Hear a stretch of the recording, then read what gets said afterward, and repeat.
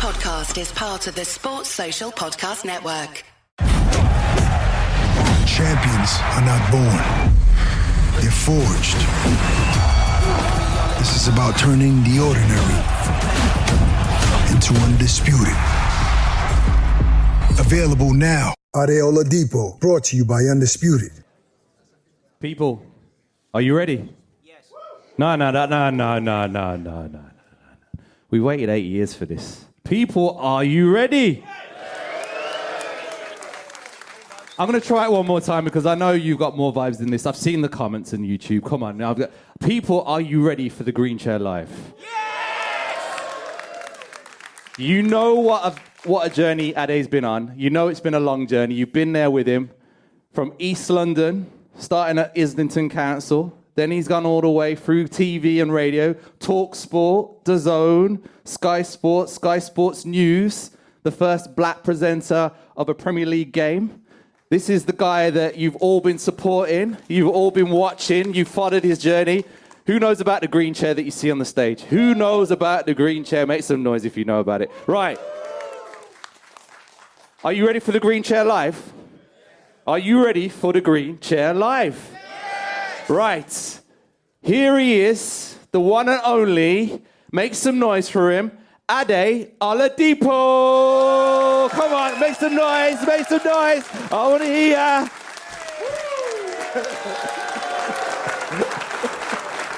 Holy shit.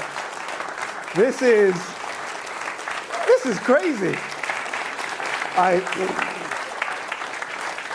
No, stop. Guys, this is crazy. This is mental that you're all here. I can't believe this. I can't believe that this has come to this and that you're all here. And I know a lot of you have come from out of London. Some of you have flown in, which is just, it blows my mind that you've flown in. But thank you so much for coming to the first ever Ade Oladipo Green Chair Live. Thank you so much for being here. Yeah.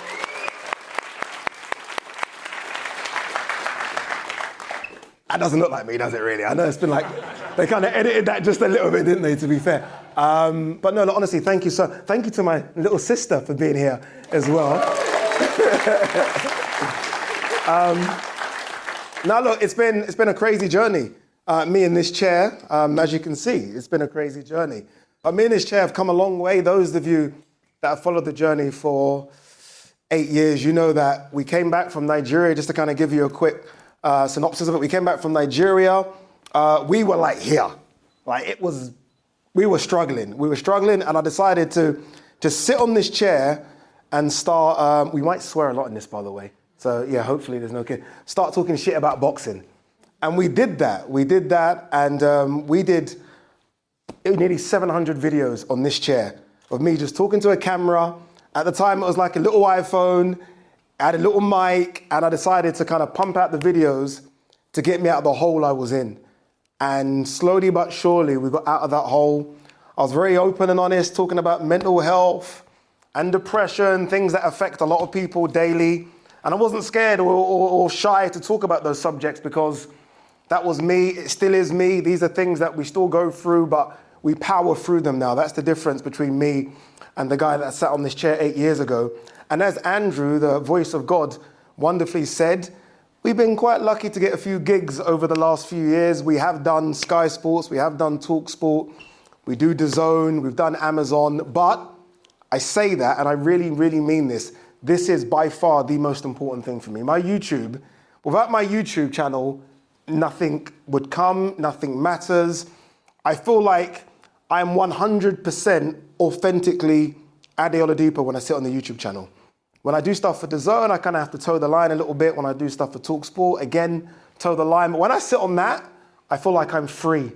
And because I feel free, it kind of just makes me feel kind of warm inside. So to see all of you faces, I wish this was like AI and I could see the YouTube usernames. So I can almost put everyone's name to a YouTube, because I know there are some old school people here that have been following me since Box Talk days with Ryan. Is anyone here from Box Talk days? Is anyone here from that? Wow. I know you. And he started a YouTube channel. Well done as well for starting your own YouTube channel. This will be your thing soon. So look, it's been an amazing journey. 8 years has been incredible. I wanted to do this as a way to meet everyone. And this is important to me as well, to kind of, again, put faces on usernames, for you guys to come. We're going to have fun tonight. We're going to talk a bit of boxing. That's what we all love, right? It's a crazy sport.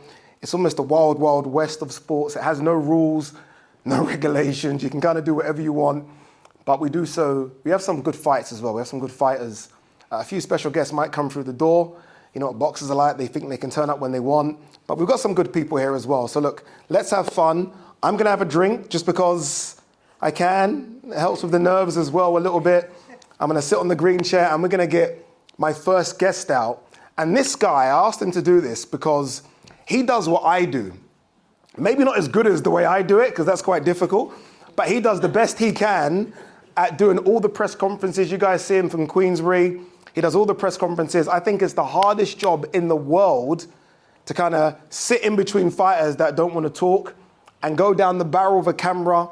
And he does it, I think, the best in the business right now and doesn't get enough credit for doing it. So my first guest, again, you guys know him from Queensbury, does all this stuff for Riyadh season, is Dev Sahni. So let's put our hands together for Dev.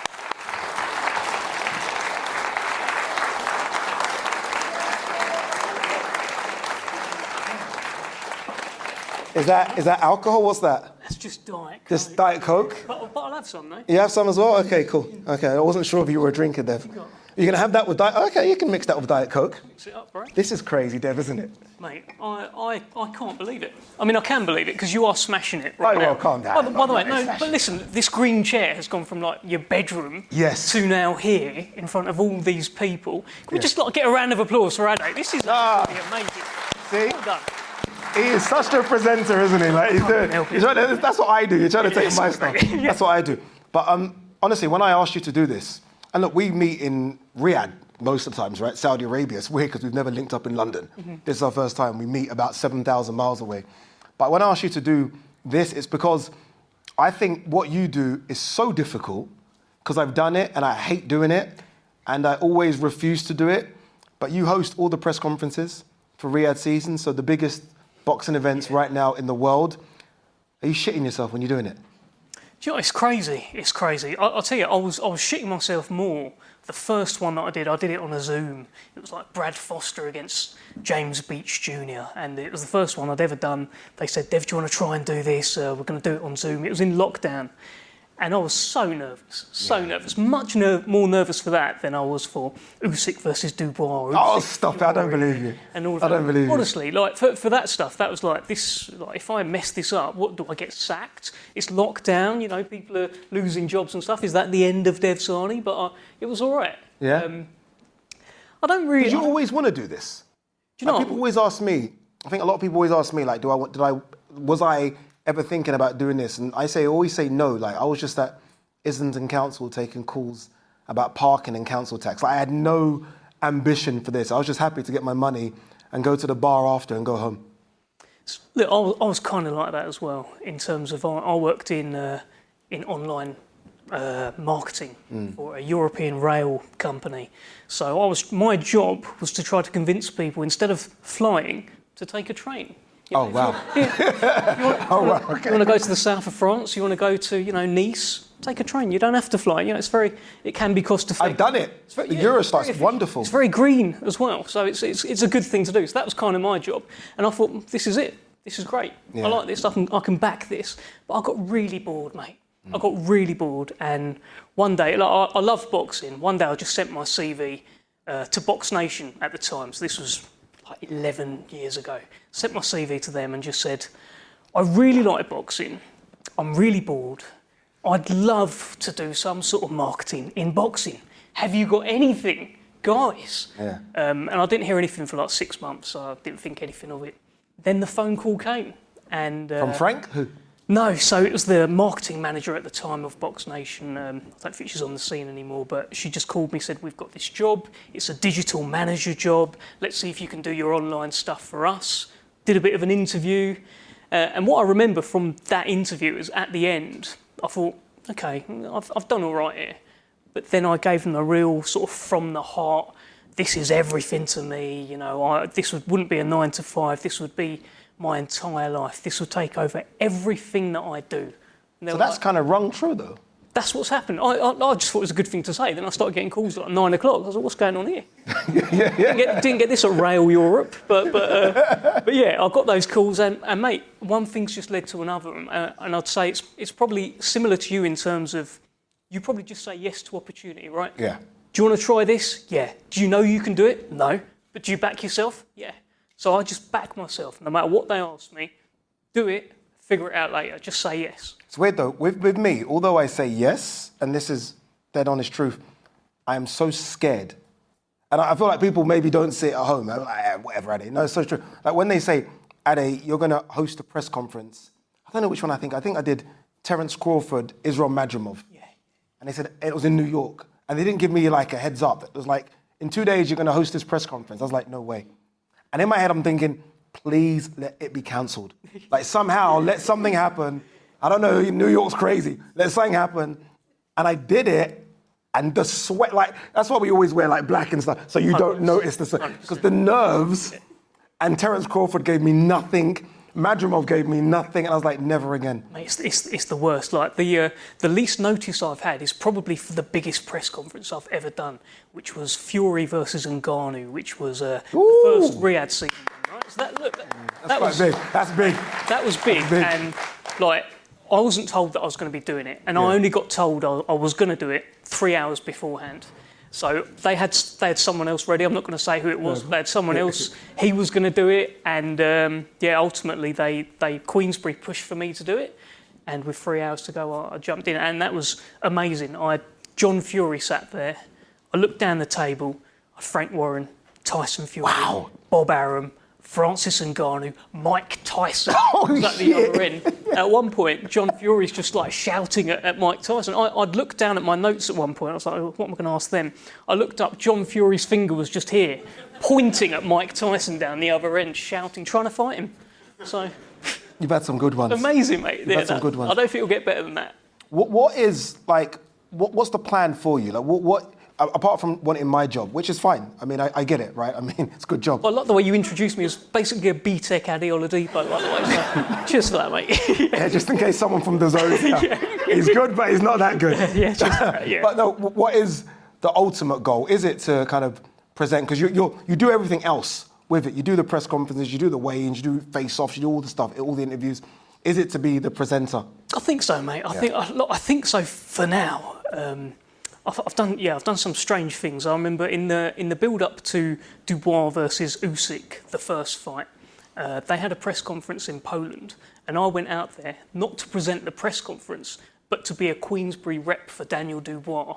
So to be the kind of the Frank in that role and like go, Usyk, he's going to knock you out. Like, and then later that week I hosted the UK press conference. Very strange, but I did enjoy that. I enjoyed sort of saying. Do you like hosting the presses?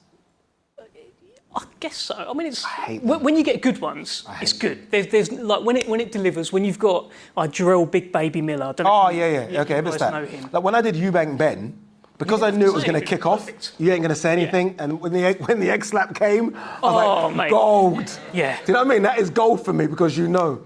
Or when I did the face-off for like AJ Dubois, when AJ said I'm going to smash your head, I was like, yes, because you know it's gold. Beautiful. But when I get ones and they don't talk, I had like a 2-week period where I had Fabio Wardley and Jarrell Miller. Jarrell Miller got up, tried to fight him straight away, sat down, everything calmed down. Then he got up again, tried to fight him.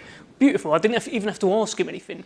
Then I had Jamie TKV chucking a table over at David Adeleye. Amazing. This is what you need. Dreams. But I have had ones where I'm saying, oh, you're looking forward to the fight. How's your camp gone? And they're like, just ready to fight. That's Beterbiev.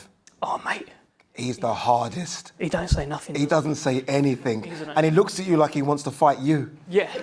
And I'm like, I'm not fighting you. This ain't between us. Like, that is not just me. No, it's nothing to me as well. I ask him a question to stir it up and he genuinely looks at me like, stop asking me these questions. Yeah. I'm like, dude, I need to ask you. We've only been going 5 minutes. I need to ask you more. But then you do get some fighters where you need to almost you need to ask them the question, but also answer it for them and basically give them the answer in there because they don't want to talk too much. So I'll say something like, obviously this is a big moment for you, and with your knockout rate, you must be very confident that you're going to knock this guy out on Saturday. I've said it for you. Just say yes. Just say yes. Right, come on. But then sometimes they don't. They're like, we'll see, God's plan. Please. But I'm trying. It makes me laugh when both of them say God's plan. I'm like, yeah. What is his plan? What is his plan? Yeah, he's going to make a choice here. Yeah, I don't know. Find out Saturday night, live on DAZN. Do you think boxing is in a healthy space right now? I almost feel like we moan as boxing fans. I always say this on my YouTube. We moan as boxing fans, but I look around, and I know a lot of the fights are going to Saudi, and but I almost feel like at least we're getting them. So I feel like it's in a very healthy space, but I do worry the fact that in Britain we've only got one world champion. Yeah, that one world champion thing, I feel like it's going to change. Like, we've got fighters fighting for world titles. We've got Anthony Yard, he's up against it against Benavidez, fighting for world titles. Usyk, what's he going to do with those belts? I'm sure he'll start at some point probably giving them up or having to fight British heavyweights. We've got guys out there, so I'm not too concerned, and I'm seeing the fights that I want to see. To be fair, I was curious about Crawford versus Canelo. Great, I'm going to see it. It's on next week. I love that fight. It's so good. Beterbiev Bivol, who's going to win that? I bet they can't put it together. They have. They've done it twice. Who do you think wins Crawford Canelo? I was just talking about this backstage with your other guests, and which I'll leave a surprise for now. But I'm leaning towards Crawford, but I kind of want Canelo to win. Oh, at the end of you can put your drink down, because I really want Crawford to win. I don't know why. Do you know what it is? I'm tired of Canelo just dominating this sport and not fighting people that he should fight. I just feel like if Crawford wins, he's done. Okay, because he's 38. I think he takes money out of the sport. If he wins, he leaves the sport. What's next? Yeah, you've been around Frank Warren. That is promoter talk. The thing is, I'm looking at it. That is such a promoter. I'm thinking if Canelo wins, Hamza Shiraz. What a fight! Yeah, another big money fight. I just can't see Crawford winning and then fighting the next line of Shiraz and guys. If Canelo wins, he definitely, this is not even a scoop, fights Hamza Shiraz next. It feels like it, right? Yeah. And I'm bang up for that, and I think I just kind of want that. Really, really biased. I'm sorry, guys, but that's what I want. No, that's a wonderful fight. Hamza might come today, by the way. Yeah. Yeah, he could be coming today. Yeah, he's in London. I reached him out. I said, Hamza, come on, I need you. Hamza's the man. I haven't sold so many tickets. Help me. Let me put your face up. We both have seen Usyk up close and personal now several times. Is he the best fighter you've ever seen? So not on TV, but in person.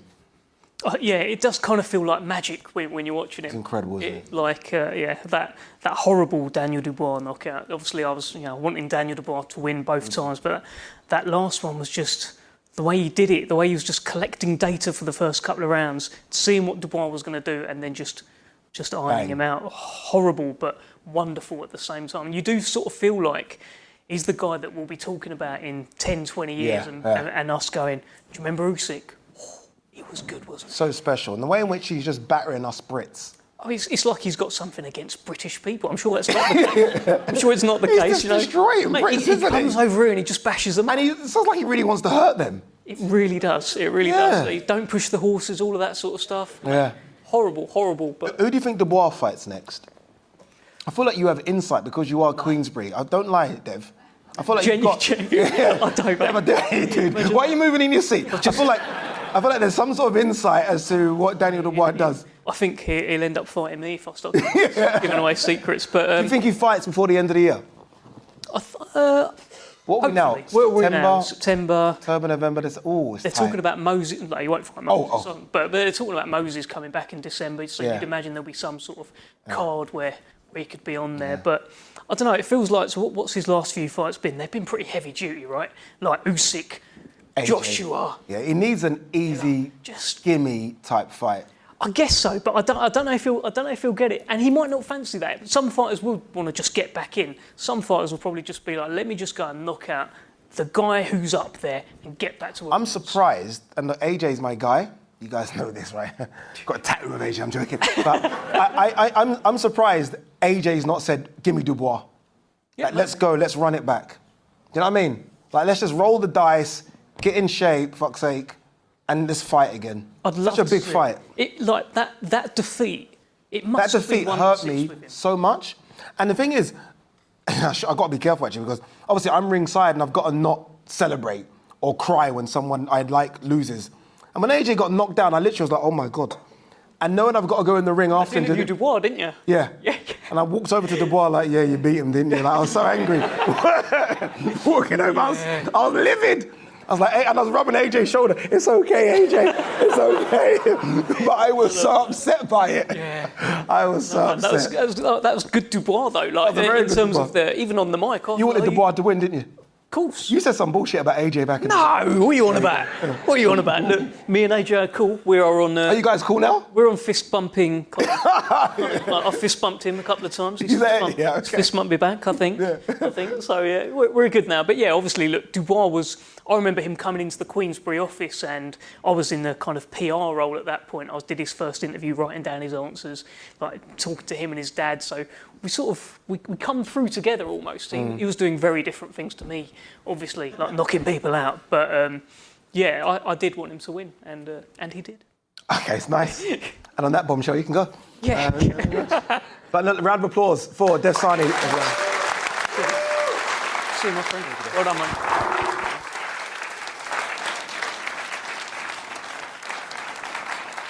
Pretty good, isn't he? He's pretty good. Oh, it's the missus is late, but no, take your seat. It's no. It's okay. Dev is good, isn't he? Dev has got. This is why I mentioned, and this is why I really wanted to have Dev on, because I have done the job that he does now, and I know how difficult it is. And sometimes I do believe, and he's probably going to hate me saying this, I feel like he gets stick for it, and I'm like, that's the hardest job in the world, to host a press conference with fighters that don't want to speak and don't want to say anything. And I think he does an incredible job. I think he's getting better. Do I want him to take my job? No, obviously. Will he take my job? No, obviously. But no, like, I've worked with him now for a few months and I think he's incredible. And I honestly, I wish him the best of luck. Guys, before I bring on my next guest, I do want to say that there is a bar upstairs called a Rotunda. So hopefully after this, we can all go up to the bar and meet and cuddle and take drinks and take photos and do what we all do. And that will be around 8:30 as well. But please don't go straight after, because I want to do one of those, you know those selfies where it looks like there's a million people in here? So we're all going to have to kind of group around, and this little hole there, that corridor, no, fill it. Because I want 10,000 people turned up. So we'll do that. All right, my next guest is, look, I think ladies in boxing is almost something that isn't discussed enough. Again, I do events all over the world, and there are so many ladies that do so much behind the scenes in boxing. I say behind the scenes, in front of the camera. I see lady trainers right now. Obviously, females in boxing are doing incredibly well. Some of the best fighters in the world are females. Katie Taylor, Clarissa Shields, just to mention a few. This lady has worked with Top Rank for over a decade, one of the biggest promoters in the world, the biggest boxing promoter in America. So she's worked with the likes of Tyson Fury, Terence Crawford, so on and so forth. And I had to get her on here because I can see quite a few ladies here as well. So she might be able to motivate you as well. Here you go. Melissa Takimoglu is with me now.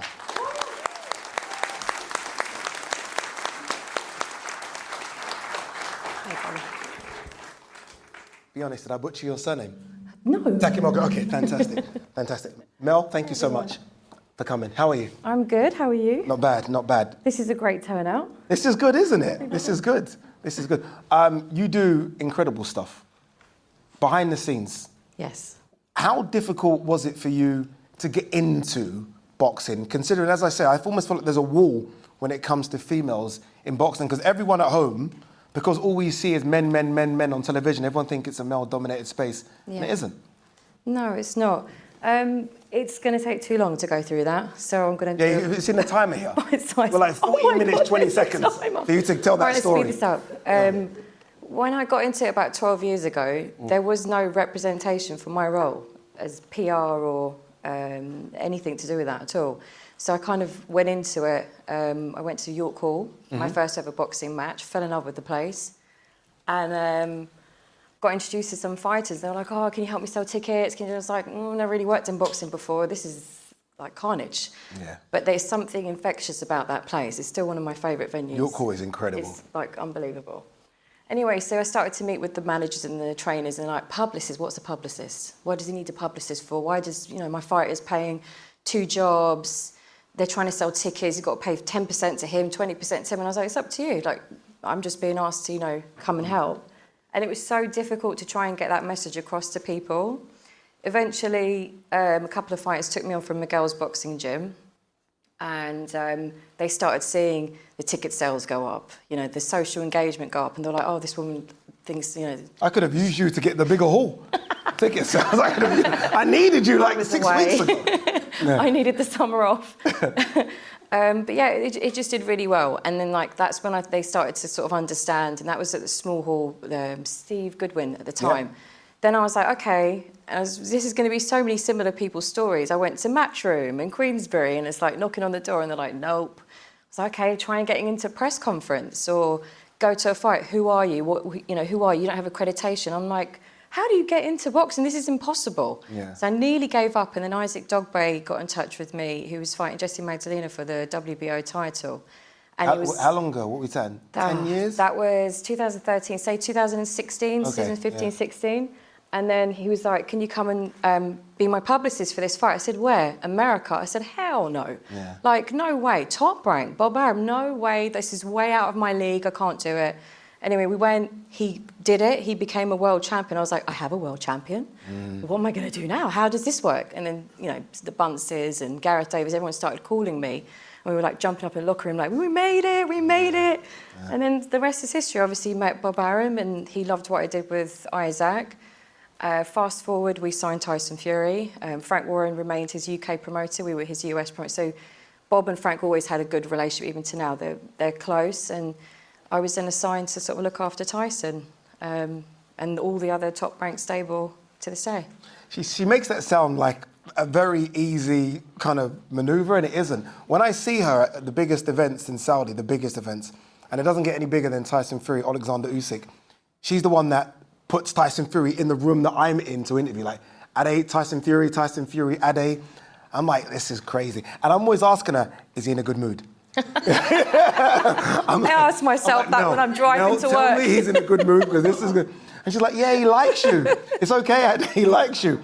How difficult or good or easy is it working with Tyson Fury? Because I've sat down with him a few times, and sometimes it's the best, and sometimes it's quite hard. The last one was quite difficult. It is quite hard. Look, I got thrown right in the deep end, all right? So you can imagine after that build-up. I'm glad I did the grassroots because that gave me the fundamental lessons, right? And Top Rank really do allow me to do what I want to do. They allow me to be creative, which is very rare to find. So when I met Tyson, it was actually at a Queensbury event. Okay. And he interviewed me, literally on the spot. Who are you? Why have you got a British accent? You work for a Top Rank. Why are you not American? And I'm just like, oh my God. And we somehow just talked about how I'd had an experience, really bad experience with depression during some of that period. And we just connected. And he was like, yeah, I was at that fight, and we was talking and getting into it. And he'd just written his book in which he openly talked about his mental health. Yeah. So I said to him, look, you're going to go to America now. ESPN are going to want to do a big sit down with you. I really think that you should talk about your mental health. And he was like, nope, done the book, that's it, I don't want to know about it. Then somehow a producer came over and said, like, how would you think we should approach the situation? And I was like, don't sell him as the next big heavyweight. Talk about mental health. Someone of his stature, that would be an amazing message for men around the world to just understand that it's normal. Someone heavyweight champion of the world talking about depression. So then, anyway, it happened, and then he's his own enigma. Like, he doesn't need a publicist. He doesn't need a promoter. Like, he can promote himself. But it was just about placing him in the right place. It took time to build the trust with the family, with Paris and the kids, and all the brothers. They're very protective over him, and it just took time to break down those barriers. And I just think he just saw me as just a normal person, a genuine. And his team is all the same people. If you notice, we don't change. Same. He keeps the same people, and he just trusted me to carry out that work. So, yeah. Mel, everyone wants to know this. Why have we not seen Tyson Fury AJ, Mel? Oh, right, I'm going to... Yeah. Mel, what is going on, Mel? Have we ever been close to it? Have we ever been close to the point where you felt like, okay, this is going to happen? Off the record, it's off the record, is it? We're here. Get that live. There has been many talks, obviously, in the office. Of course there has. There's been so many... There's been lots of talks, not just that. There's so many talks. Obviously, I'm privy to these conversations. I'm in the office or I'm around these people, you hear a lot, Spence, obviously, his management. It wasn't going to happen so many times. They even DM'd each other at one point. I'm sure that's been reported. Yeah, that's been reported, If yeah. not, now people know. They DM'd each other. It's just, sometimes it's just not the right time, the right place. That's all it is. And I think, for me, I'd love to see it. And I think it will happen. I hope so. No, I do. How am I going to know? Well, you I'm know actually more the than I last to know know. and stuff. Believe it or not, I am the last to know. Even though I'm the one that's promoting the fights and the fighters, I'm always the last to know when things happen. Don't believe you. I swear to God. I'm the last to find out. And then it's like, go promote it. But hopefully it happens. I'll be gutted because I'd love to have that on my CV. Yeah. And there was talks of, it definitely not happening. I was like, I can't leave this industry without that fight happening. Same. It has to happen. I was going to run away and do football. But I'm hanging on just to do this Please because don't. I'm desperate to do the face-off. Yeah, Like, it almost be like the dream, like Fury, AJ, in the middle, Frank, Eddie. Like, you'd sell pay-per-view just for the face-off. They have nothing against each other. I'd stir some shit up. Like, all this... No, I'd I'd go down to as low as level as he said, your mum. No, don't do that. I would go that don't low do that, no. to stir it up. Then I'm not making him available. It's not going to happen. I would stir it up. But how is Tyson now? I don't know. I see him jogging. I feel like he's teasing us. Everyone seems to think that I speak to him every day or something. I don't. This is how it works. He turns up to fight week. He gets out the car. There's hundreds of people. Mel, where am I going? Left, right. This is what you're doing. He wants to know what time he's starting, what time he's finishing. He doesn't care who he's talking to. He doesn't want to know the topics. He leaves it to us. And the golden rule is, I'll do 100 interviews. For you today, he's the hardest working fighter that we have. No, I will say, I'm Genuinely. happy you said this. I will say this because a lot of boxers come in and they only want to do the main media. So they only want to do BBC, Sky, DAZN, ESPN at the time. Yeah. That's it. Yeah. They don't even want to touch the YouTubers. Like, No. Tyson will line up for hours and do every single platform, and they all get the same energy, which is rare. The reason why he does that is because you cannot get hold of him. Like I'm saying, I don't have that relationship. Do I speak to him out of the boxing forum? We're not allowed to speak to him. Yes, I have his number, but I would never call him. Like, I don't disturb him by anything. He's like, you can literally take it all out of me on the fight. When that bell rings, he does the post-presser. We always make sure that he does it win or lose. We always make sure he does it. And he'll say, nice one. Thanks for your hard work. Well done. Didn't do an See you interview on in the next ring one. with me last time. Sorry, I wasn't there. Fury Usyk, I was looking wasn't for him and he there. left. Yeah, he left. Yeah, you left. He left. Didn't want to do it. Which I get it because I was a bit I was nervous actually anyway. stuck on the other side of the ring with Bob. Yeah. Because I was trying to get Bob, I was saying, Bob, do you want to go in the ring or not? Because obviously it takes a bit of time to get him in there. 93. So I'm trying to deal with him. Yeah. Be He's patient. very fragile. I don't want anything to happen to him on my watch. So I was on the other side of the ring and I looked and I was like, for God's sake, why have you let him go? Like, you can't be in two places at the same time. So, yeah, I mean, he's a very hard worker. And when these young fighters, they come and they're like, I want to work with you. Can you make me famous like, Tyson Fury? I'm like, if you don't have that, you don't understand the work ethic. Yeah. They really don't. It's the other side of it now. It isn't just enough to be a good boxer. No, God, There's no. so much more you need to do. And I feel like it's a shame that we are losing Tyson Fury and AJ because they were just the powerhouses. Yeah. I don't like to see two at the same time. They normally get one and then another, but to see two at the same time, around the same age, the fact that we're going to lose both in 12 to 18 months, There's cry in my cornflakes. something's telling me that it's going to anything. You know something. I don't know anything. Look, you're not going to get No, I'm fired, just Mel. telling You're Mel. you, You're wait. not going to get fired. You know something. I don't know. I just have a feeling like it's going to happen. And Turkey, obviously, is very much, His Excellency wants it to happen. What do you make of all that? Like, obviously, America's where it was. And for me, it's still where it is. I mean, America, a big fight in Vegas or Madison Square Garden is still the ultimate. But the massive fights now that are going to Saudi, I mean, the size of them. This one we've got November 22nd. It's incredible. I know. What do you make of the change with, and it's only happened in the last 2 years. The Fury and Ngannou one it'll be 2 years in October. Yeah. What do you make of that, the change that's happened to boxing? When I got the call to say this Saudi thing was happening, I was like, what? Everyone was a bit puzzled. Yeah. I went out there in August and it was the first time I'd ever been to Saudi Arabia, full stop. And I walked out of the hotel and I thought I'd stuck my head in an oven. Like, it was that hot. So hot. And I was like, I don't think I can work in this country. Oh my God, this is too hot. Anyways, we went down to where Kingdom Arena is, right? And there was nothing. There was like a shell of a building. They're like, yeah, there's going to be an arena here in 12 weeks. So I'm looking at my boss, Brad Jacobs, and I'm like, it's not going to happen. Like, how? Yeah. And it was, Francis Ngannou, Tyson Fury, that was the best one. Ring came out of the ground. It was incredible. We were on a call every single Tuesday at 4 o'clock. I'm sure Deb was on the calls too. And about how this was going to happen. And when that fight, there's never been anything like that campaign. Fast forward to the fight week, we turn up, did the media, and as it got closer to the thing, Spencer comes over, he's like, right, Mel, get Tyson, we're going down into the basement of this hotel. I'm like, oh, okay, went down this corridor, and there's like so many security, and I'm going to meet Turkey. Well, not me personally, I've never spoken to him. You never spoken to Turkey? Never spoken to him. I can call it. Where's my phone? No, don't do that. No, I'm fine. I'm fine, you thanks. Sure? Yes, I'm fine. Okay. I like being behind the scenes. He's now talking to me. Well, you kind of got a bit tricky. You can speak to him. Back to Turkey, please, no. And we went down this corridor, there was all this security, and we go in the room, it's Cristiano Ronaldo. First time in my life I got yes, I got a starstruck, and I was like, what are we doing here? What's happening? They were just chatting away. It was like a meet and greet, and then no one was taking a picture of them, and I was like, no, you have to take a picture. So Nav, the guy that does his suits, I'm going, Nav, give me your phone. I didn't have my phone. Give me your phone, I need to take a picture. I was like, hi, excuse me, so we do a picture, Tyson? Should we do a picture? Right, should we do a head-to-head? And I took that. I was the one that took the famous picture of them doing the head-to-head. And I just sent it to every single agency and outlet, like once we got the approval, obviously.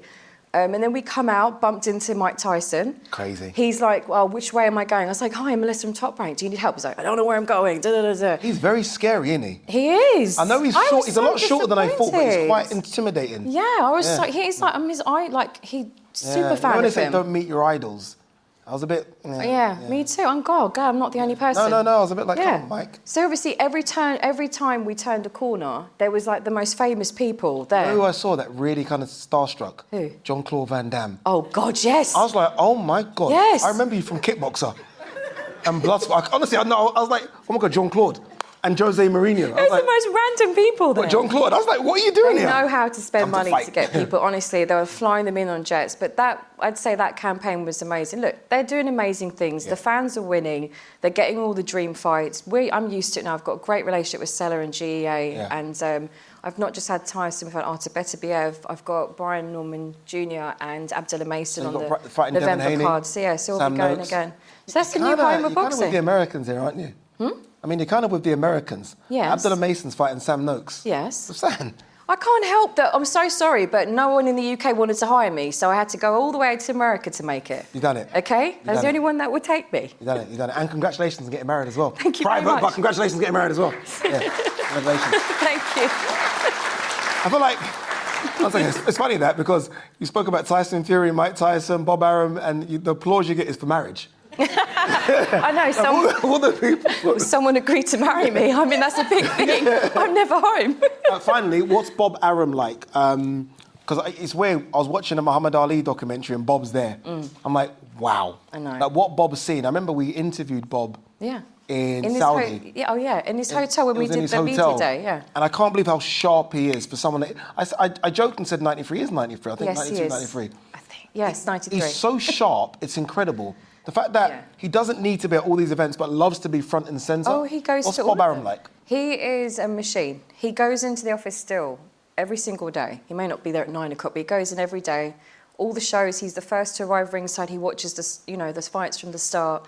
The fact that every interview he does, just recently, Mayor Sandy Ryan, I was out there for that, and Steve Bunce and Patrick were there to interview him.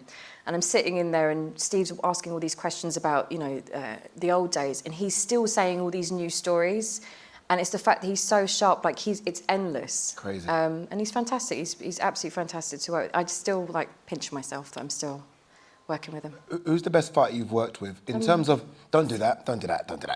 Come on, Mel, this is my audience. They don't like that kind of stuff. Like in terms of the best, in terms of just ticking all the boxes, like nice, perfect, picks up the phone. Loves you, everything. Michaela Mayer. I knew you was going to say Michaela. Michaela. She's incredible. Yeah. She's incredible. Obviously, Tyson is very professional, but I don't have that kind of relationship with him. But those two are my favourites. Good win against Sandy Ryan. Yeah. What's next for her? Clarissa? No, she's fighting October 3rd. October 30th.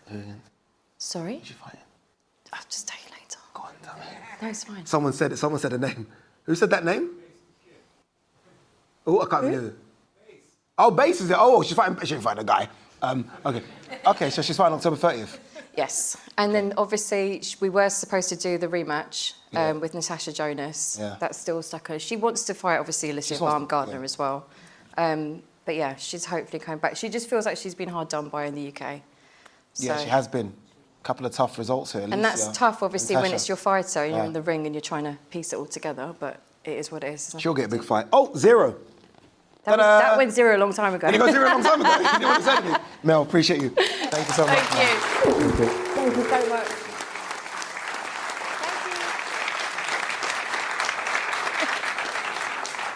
She's good. She's good. She does so well. This is getting strong. She does she does so well. Again, bringing ladies into boxing, which I think is a massive thing. Like me now doing all these events all over the world. Again, I see what all the ladies do behind the scenes, and it's not spoken about enough. It's like, oh, it's male dominated. Well, it's not really. Like a lot of the ladies put all the fights together. They manage fighters. They promote fighters. I think she's probably the top of the tree in terms of what she does for Top Rank. All right, guys, we are doing a Q&A after. There will be a roaming mic going around in about 30 minutes. So get your questions ready. Me and G-Man are going to answer all the questions, and I'm looking forward to that. All right, let me bring out my next guest. We do a lot together at TalkSport. He's a former European champion. He talks a lot, so I'm a bit nervous that 15 minutes isn't enough for him. So can we extend the clock to 20 because he does like to yapper a bit. Let's bring out Spencer Oliver.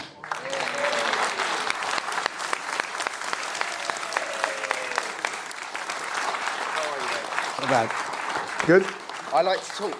You do like to talk, Spence? Yeah, a bit. Just a little bit, Spence. Okay. This is nice, isn't it? It's very nice. Yeah? Very nice. A European champion. Good crowd. European champion, now turned pundit, commentator. So I do. So when I do the boxing events, we have like a DAZN table here, and I'm on that table, and Spence will be on a TalkSport table just a few rows behind. Fuck me, Spence, you scream. You're commentating. I've got a big voice. It's incredible. Yeah. He's out. I'm like, Spence, calm down. Do you know what it is? You know what it is? Calm down. They call it passion, Oh, right? is that what it is? Passion. And we get into my career and how it went and how it ended and everything else. And I think that because of the way that it ended, the fire still burns inside you. So, like, I'm very passionate about the sport. So when you get caught up in the moment. So when you're commentating and you're in there, especially if it's someone that you know as well, you can't help but sort of like want to be there. And although you got to be sort of like got to be neutral, totally neutral, you still get involved and you get sucked in, and that's what boxing is. One of those sports. It's an incredible sport. I always say this, and I'm a big football fan. You like your football as well. A big boxing event, there's nothing like it. No. Like when you, like even like a Fury Usyk, when the referee said, "Here we go," like go to your corners, the feeling inside is incredible. Like, oh my God, this is about to happen. I guess it's going to be the feeling like Canelo Crawford, that like butterflies. Nothing replaces that. Like you're a part of it. Like you feel like you're fighting. Yeah, it's mad. Like. So, could you imagine, like, Anthony Joshua? So, Anthony Joshua was trained by my father, as you know. But to see where this kid come from and where he's got to, and that journey, it's got to be me. It's got to be me. But that journey, like, listen, I knew him when he was on the streets, you know, when he was living the wrong life, when he was smoking, when he was drinking, when he was doing... And he fell into boxing by mistake through his cousin bringing him down to Finchley ABC. And you look at the journey the kid's been on, and you knew he had talent straight away. As soon as you come in the gym, my dad took him on the pads, and you go, the kid's got it. You can just tell. And he fell in love with the sport, and you see him, and he goes on to win at World Silver. Then he goes and wins the Olympic gold, and then wins, you know, British, Commonwealth, world titles. And you look at where his life was going, and you just think, that's what boxing does for people. It gives people hope, but it also transforms their life, and you know that direction that they find. And what he done, Anthony Joshua, by winning that gold in the 2012 Olympics, you go, what he actually done was inspired a whole generation, millions of young kids, and he's transformed so many young lives and probably saved so many lives. And I don't think he gets enough respect for that. You know, people love to put somebody down. You go, he's a two-time world heavyweight champion, Olympic gold medalist, but more important than that, it's what he done for millions of kids. We live in a world of guns, knives, drugs, you know, all sorts of bad stuff. Anthony Joshua has transformed so many. He's give kids hope, And I think that should be applauded on its own. Yeah, you know what? Yeah. It's funny, actually, because obviously my relationship with AJ, it's a tough one because on the one hand, we have to be honest. So when I do see him maybe struggling, it's difficult for me to say, oh my God, AJ should have done this, should have done that. But AJ is the reason I got into DAZN. I don't know if everyone knows that he's the reason I got in. So DAZN at the time announced their new team. So I think at the time it was Chris Lloyd, Darren Barker, Maya Jama, Laura Woods. I think AJ was kind of put it out there that there's a kid that does YouTube, that should be on the team, blah, blah, blah. And they were like, who is this kid? My name got mentioned. DAZN reached out to me, and here I am. So I guess I do owe AJ a lot of thanks for getting me into DAZN and, you know, for me still being in DAZN. So, yeah, I love him. Yeah. Can I be honest with you? I'm saying all that shit. I think we do. I like love and him. you know what? And when he loses, it really hurts me. And you know what? And the criticism and the shit that he gets and whatnot. You so go, much. Look at when he last boxed Wembley Stadium, Daniel Dubois, right? One, he just attracts everyone, right? Because he fights with his heart on his sleeve. We know he can be a little bit fragile at times. But the guy's got, like, balls of an elephant. It's insane. Like, if he gets knocked really down... big balls, you know. All he has, Yeah. right? Because people, like, look at him. He went down 4 times in that fight, but he keeps getting up, right? And that is sheer entertainment. Why and do you've you got to think he respect gets him the for that. stick, then? What is it? Because I think that a lot of people just love to hate. A lot of people don't like, you know, people Comes that down to that succeed. sometimes, doesn't it? It does. If you want to strip it down, that's what it comes down to. When you go down to the raw basics of it, it's just, let's hate him. Yeah. Yeah. Like, you've just got to respect what he's done. But I think boxing for me is just a small part of AJ's journey. I think what he's achieved is phenomenal. Love or hate him, you want to tune in and watch him. Do you want to I think see him that's what it continue? is. But I think what he's done outside of that, you know, for a generation of young kids that were going off the rails or whatever and looked at him and thought, I could be that guy. You know, AJ was 18 at that time, you know, when he was there and he looked like his life was spiralling out of control. And now look at him now. He's 36 years of age. He's worth a fortune.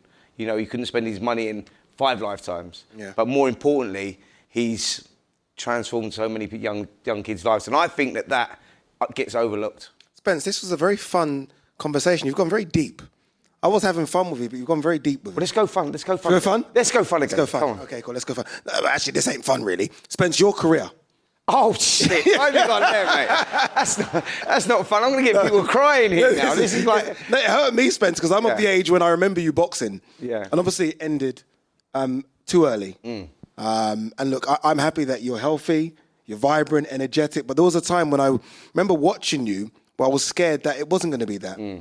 Do you remember the fight? Do you remember everything? Have you watched it back?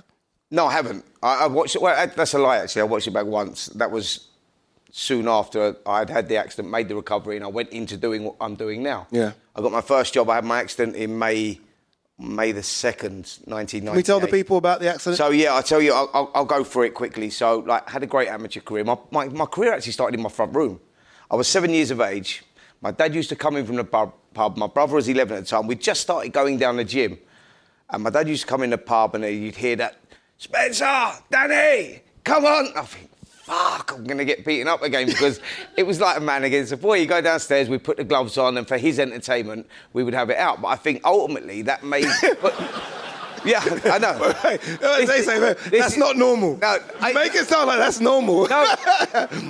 That's called childish. I never said it was normal. I never said it was normal. That's what I said to you. I never said it was normal. Yeah. It was never something that I look forward to. Yeah. But it built me as a person. It moulded me as a person. It gave me that toughness. So when I did start boxing, you had to be 11 to box. I had this is how insane my dad was. You had to be 11 to box. Most kids are having like jelly and ice cream parties, going around, doing whatever. My dad took me as a spare. I wasn't even matched to the Ruislip Working Man's Club. At the time, people could smoke in there and everything else. And matched me up with a guy. He's just literally put us back to back like this. And he's like, yep, that goes. I'm like, what is going on here? Do you know what I mean? And I was shitting myself going in there. And I won that fight, but I got the bug for it. And I went on, I had a great amateur career and had a good professional career as well. But things were moving very, very fast. And in my 11th fight, I sort of broke all records at the time. No one had done it. Nazim Hamid had won a European title in his 12th fight. I got an opportunity to fight for the European title. I took that opportunity. I was a big underdog going into it. It's a mad story, this one, actually, as well. I had 1,500 quid. I was getting paid like 8 grand or something. It was terrible. And I had 1,500 quid on myself to win the fight. And I was a big underdog. I was a 7-1 underdog or something. And I won in 4 rounds. So I got paid more through the bet than I did for the fight. Can you believe that? And I was like... I don't know if that's allowed. I can bet on myself. If I bet against myself, then it's not allowed. But you can bet on yourself. Okay. Yeah, you can bet on yourself. But this is the mad story. I also had another bet that, like, when I turned professional, I'd win a world title before the year 2000. And it was like 18-1 or something, so I had £1 grand on myself to do that. And you've got to make your money up somehow, haven't you? You know what I mean? I'm a small guy, they don't get particularly good money. So I had £1 grand on that. And I went through my career and it looked like I was going to get that world title. I was number 2 by all the governing bodies, WBC, WBA, IBF, WBO. I think it's going to happen here. I'm going to get my opportunity. One more fight and get the opportunity. May the 2nd, 1998, the Royal Albert Hall, my big moment, come out. I knew it was going to go wrong here, right? So I remember this part. And I come out and they lift me up on a crane. So they've talked me through this, Spence, you're going to come up on this crane, you're going to have the Royal Philharmonic Orchestra singing you in, doing the Omen music. Yeah, great, sounds great. I fucking forgot that I'm scared of heights and I didn't think it was going to go as high as it was. So when I get up on this crane, right, so they go. So now I'm coming up, I'm looking over the people like I'm looking here. I think this is beautiful. Royal Albert Hall's packed. I'm in with a kid that I know I'm going to beat, right? This is my moment. I come up and think, fucking hell, this is getting high. People are getting smaller and smaller. And then all of a sudden, I get to the top and I go like this. And I throw a couple of punches. And as I do it, the crane rocks. So if you ever see it back on YouTube, I'm standing there like that. But I was not doing it for any reason. He's looking menacing. I was shitting myself. I'm like that. And I'm thinking, get down. And so anyway, it come down. I went in the ring and that was the beginning of the disaster that was going to happen. Yeah. I got caught with a shot in the first round and I was struggling to make weight at the time. And you have thousands of blood vessels in and around your brain. And when you become dehydrated, those blood vessels lose the elasticity. They become like bits of straw. And I got caught with a shot. I went over and one of those blood vessels burst. So I had a heavy nosebleed, but that was coming from the brain. And I went through to the 10th round, collapsed in the 10th round. Went into a coma for 2 weeks. They had to operate. They drilled in, like, got a hole in the side of my head here, drilled here, opened me up, took my skull out, stopped the bleed, pull it back, stapled it all back together. It's fucking crazy. And I'm happy we can laugh now, because this is quite a scary story. So stapled it back together. So I wake up 2 weeks later still thinking I'm at the Royal Albert Hall. But I'm not. I'm in the National Neurological Hospital and I've got 98 staples in my head and I can't now walk no more. So I'm there and as I woke up, I've got this thing coming out my mouth, tubes everywhere. And I'm thinking, fuck, I must have been knocked out. This is what's going in my head. I'm looking around and thinking, I must be in my dressing room. But obviously, and I'm going, what's my mum doing here and my dad and whatever. So they're putting ballpoint pens on my hands and my thing to see if everything's reacting, everything's working. So I'm sort of like, what are they doing? What's happening? And I still didn't realise the extent of the injury. I still thought I'd just been knocked out and I thought, fuck, it's going to take me like a year to so, do you know what I mean? So doctor asked me, do you know where I am and whatnot? And I'm nodding, saying Royal Albert Hall, and they're saying, no, you're in the National Neurological Hospital, you've had an accident. So I thought, yeah, I've been knocked out, this is bad. No one had told me the extent, and I was obviously heavily on drugs because of the injury that I'd had and whatnot. So after about 4 or 5 days, I still didn't know the extent of the injury. And they took the catheter out and they go, right, Spence, today we're going to get you to walk. And I was like, what going on about? You know what I mean? So I get up on this Zimmer frame. I'm on this Zimmer, and I'm like, whoa, what's happening here? Like, it's not, nothing's moving. Nothing's working. So I'm like sort of doing this and I'm thinking, fuck, it was like a whole rebuilding process again. And I went to the toilet for the first time after, I don't know, a week. Steady. Or so. Where are we going with this? No, this is good. So I go to the toilet. Yeah. I'm just going for a number one. So I go to the toilet and I look up in the mirror and I've got half my head shaved here and I've got this, it's in the shape of like what you have on a tennis ball going right round the side of my head. Then I realised, I thought, you know what? Boxing's secondary now. I realised the extent of the injury and I thought, like, boxing's done. Now it's all about rebuilding my life and getting myself back together. Great story. Sorry, I'll carry on. But, I told you. Yeah, great story. So I told you. I've got a lovely little bit to add to this. So we start walking again. After about 3, I'm on a ward at the time, and I've got this guy called Dave that's next to me, and he's like, I think he was a crackhead that had fallen out of a window and had something. I know, it was Spence, great. I know. Can't say that, Spence. I know, no, but... He was on drugs. Yeah, all right, whatever. All right, he was on drugs. Yeah. But you know what I mean, don't you? So anyway, he was in the bed next to me, and so one time I'm there and I go, right, Dave, I want to spill the... I want to open up a little bit. I'm feeling a little bit emotional. Dave, I've had this accident, and he's like, look at me, do you want a banana, man? And I went...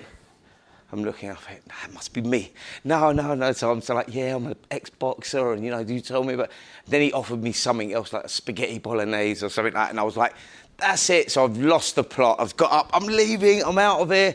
Remember, this is still raw, and I've only just started walking again. Get up. I'm putting my tracksuit on. All of a sudden, I can see this 6'6" figure of a man who used to be my ex-manager, Jess Harding, who boxed for the British heavyweight title. He's walking down. He's like, Spence, what's the matter? I'm like, get me out of this madhouse, I need to go. So I discharged myself after like 6 days, and I got in a cab and we went down Chinatown, because I said I wanted to have something to eat. So he put me in this cab. With your head shaved and everything. Mate. You probably look like a crackhead. Mate, it was worse than that. My head was shaved, but this whole side of it had just been stapled back on.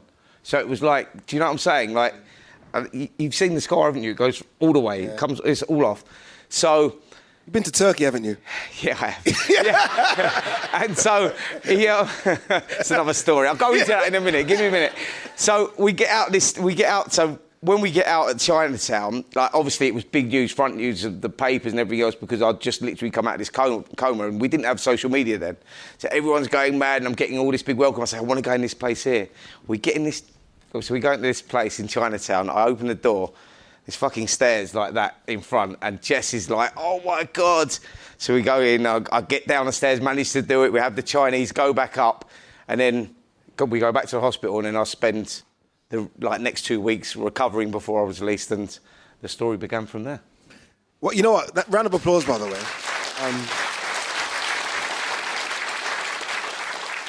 I say round of applause, because... Like, me and Spence are good friends now. I didn't know you, obviously, at the time of the accident. And just as a kid, not that much younger than you, but as a kid watching that and seeing how dangerous it was, I was thinking the worst. I think a lot of people watching it were thinking the worst. So the fact you're here with us now and you talk so much, but talk so well, and we travel the world with each other, Spence, and do so much, is great. All right, let's talk about boxing now. Who's your favourite fighter right now? My favourite fighter right now would probably be...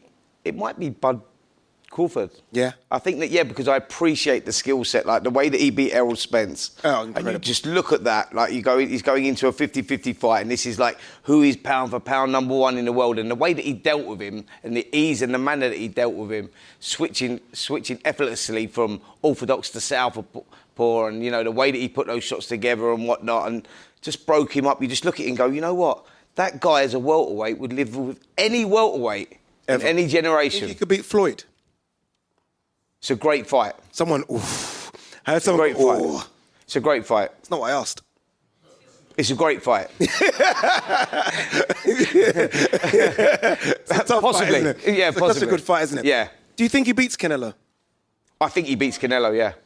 Yeah? I think he might beat him easier than people think. Yeah. You know I'm one for putting my neck on the line, don't you? Yeah. Because it could come back and bite me on the arse. You said Mike Tyson would beat Jake Paul. That's not a bad shout, though, is it? I mean... It's kind of horrendous. 60-year-old man in a wheelchair. To be fair, we went out there, and half the reason I said that was because... Just to get out there. Yeah, to get out there. TalkSport will pay for it. So we get out there, and I was like, yeah, look, even Mike Tyson with, even a very off-key Mike Tyson should still beat Jake Paul. We saw him get out of the car, man. I saw him get out. Didn't realise how bad he was. So he gets out this big wagon, he gets out, and I think, fuck, he can't walk. We got problems here. You know what I mean? But I'm all in now. I've done it. You know what I mean? So, I've told the bosses it's a fight. We're going to see the end of Jake Paul. We need to get out there.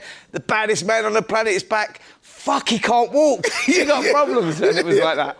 It was like that. But it was a great experience, great trip. AJ, again, we are both friends. We spoke about at the start of the show. Is there more? Are we going to see more? Is that it? We're definitely going to see more. A couple more? Yeah, we're definitely going to see more. Tony Yoka? or no? Possibly. Yeah. Possibly Tony Yoka, who was a... Who said that? Yeah. Listen, I know what you want. I know what you want. You don't want Tony Yoka. None of us really do. I actually want Martin Bakuli. But look, all roads lead to Tyson Fury, right? That's what it is. Yeah. I think there's only one fight left for AJ and for Tyson Fury, and that is them two boxing together. That cements the modern era of boxing. That's the fight that we haven't got that we need to now know who was the best at what time, etc., etc. Yeah, they may both be past their best, but that is the fight we need. But they're both going to have one more before that. So you got to give him it. Like, they can't put him in with someone like a Moses Talma. Why can't AJ fight Tyson Fury now? Well, he could. Okay. But they're not going to, are they? Why? Because they're going to have a warm-up fight each, because that's what they do. To make more money? But you've got to be careful, because like at this stage... Both could lose. High risk. Yeah. Yeah, it's high risk for both of them. Who wins out of AJ and Fury? I'm saying AJ. Yeah, but don't say it as a friend. I mean, I'm not. Wins? I'm saying AJ. You think AJ wins? Yeah, I just think that AJ at this stage of their careers has looked after himself better. Stylistically, I've seen them spar, by the way, as well. A little bit of insight. A long time ago, though, to be fair. How long? Wait, how long ago? So it was when AJ was preparing for the Olympics. Fury had only had a couple as a pro. Yeah, it was a long time. Doesn't matter, though, does it? 30 years ago. Yeah, but it doesn't matter, though, does it? I saw Ade run 100 metres 20 years ago. Yeah, but AJ still boxes the same style, and so does Fury. That's what I'm saying. I'm saying stylistically, I just believe that AJ will beat Tyson Fury. All right, final one. Look at 22 seconds to go. Does anyone agree with me there, by the way? Oh, one second. I heard a lot of no's. Yeah, I did. I heard a lot of no's. They were all yeses 5 years All right, ago. let's rephrase the question. This is my show. What are you doing? Can we rephrase the question? Does anyone here want AJ to win? That'll do. That's lovely. That says a lot, though. Yeah. That says a lot. They all want him to win, but a lot think he won't win. Yeah, that's fair enough. That says a lot. Perhaps I'm thinking with my heart, not my head. Same, I do it as well. Canelo, AJ, Tyson Fury, I tweeted about this the other day. They are easily in the last decade the biggest stars of boxing. Yes. Ticket sales, arenas, pay-per-view, just general interest about all of them. They've all got a year left, max, right? Who is the next person? Like, I felt like America had so many options, Javante, Ryan, Shakur, Devon, and they've all kind of fell over a little bit in terms of wanting that. Who is the next person to take boxing to that next stage? Who is that guy? Moses Atama. Yeah. Without a doubt. Ben, do you know what it is? I know what you're going to say here, because he's unbelievable in the ring, and the way that he goes about his business, the execution of his finishes and all that, you just go, wow, superstar status. But we need a little something outside of it. He's 20 years of age. The kid is growing, and he will grow as, over the next 12 months or 24 months, I think he'll become that character as well. He's a very likeable person, but he's a little bit shy and reserved at the moment. He's getting better. 20's 20. That's what I'm saying. He's young. But Moses Atama is the guy that will fly the flag for British boxing over the next 10 years, I would say. Can I ask you some quick questions? Yeah. I think they're telling me to rap with you. Who wins right now? This is a right now thing. This isn't a tomorrow. Why are you doing this? Yeah, sorry. Moses Atama versus Daniel Dubois right now. Moses. Moses. Wow. Moses. That Ade, shut the fuck up. That was like, Ade, shut the fuck up. No, Moses versus Parker right now. Parker, yeah. Parker. Yeah. Parker. Moses versus Caballero. Huh? Moses versus Caballero. Oh, you got to go Caballero right now. Yeah? Yeah, he's the dark horse of the division, actually. He's a tough night for anyone right now. Yeah. Right now, but you got to let Moses will be the guy. That is for sure. Could Moses... 12 months, Moses will beat all of them. There you go. Okay. All right, in 12 months, Moses will be world champion. Okay, if Moses was to fight, I know what you're going to say, but let me... Yeah. If Moses was to fight an in-shape Bakoli right now, in shape, like a 270-pound Bakoli. That's a tough fight. I think so as well. That's a very tough fight. You know, people... Okay, wait. Last one before you go. Time is running out. Moses versus your friend AJ right now. Oh, why did you do that? Why did you do that? Moses versus Anthony Joshua. Is that the time? Is that it? Listen, it's lovely knowing you. Seeing you, yeah. That's a tough one. Tough one, isn't it? Yeah, it's a very tough one. Don't answer. AJ's going to watch this, don't answer. Yeah, don't. You know what I mean? Very tough. Might block you on Instagram. I love you, AJ. Same, I love you, AJ. Unblock me, please. Spence, appreciate it. Thank you very much. Cheers. Top man. Well done. Thank you. I love Spencer Oliver. We work... Where are you going? It's not over yet, and I'm joking. I love Spencer Oliver. We work at TalkSport with each other. We travel the world. No, go. That's done. We work with TalkSport with each other. He does so much. And again, like, honestly, for those of you of a certain age like me, that with a bit of grey in the beard, you might remember his accident, and it was horrific. So to see him now, not just walking and talking, but to do what he does, I think, honestly, is fantastic. And I think it's him. It's the drive that he has in himself. All right, my next guest, I love this man. I almost feel like he's my little protege. He reached out to me on YouTube like 5 years ago. And he was like, Ade, I want to start a YouTube channel. Help me. A bit like you, my man. You're coming. Your time's coming. He's like, Ade, help me. And I was like, I don't really want to, no. I invited him down. He came all the way from Ireland, as I know someone here has. Who's come from Ireland here, by the way? That's crazy. We're going to meet after. That's incredible. He came all the way from Ireland to my house. I actually let him come to my flat, which was a bit risky. I don't know why I did that. Didn't know him. I was like, come inside. He came inside, didn't steal anything, and we're still friends. And he's grown his own YouTube channel. He's like what I was 5 years ago. I, unfortunately, now can't say what I used to say. Those of you that used to watch me know I used to talk crazy. And I used to say whatever. But the problem is you go and see these fighters, and they don't like it too much. Like Dillian White put it on me. Did you guys watch the thing? Put it on me. And I was like, right, Dillian's kind of big. I was like, oh, okay. I wasn't this big. So it's difficult for me to say what I want to say. So I kind of live through this man that's going to come on the stage next, because he doesn't have to meet them. And I think he's very good. I think he's one of the best at what he does. G-Man, ladies and gentlemen.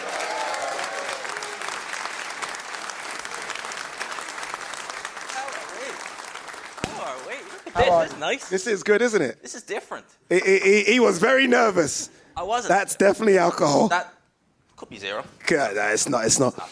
G-Man, how are you? I'm good. Well, this is nice. I feel like all of this... Do you guys all know G-Man, right? Yeah. Wow. Fuck me. Say that. That's crazy. Save the best to last. Yeah, that's debatable.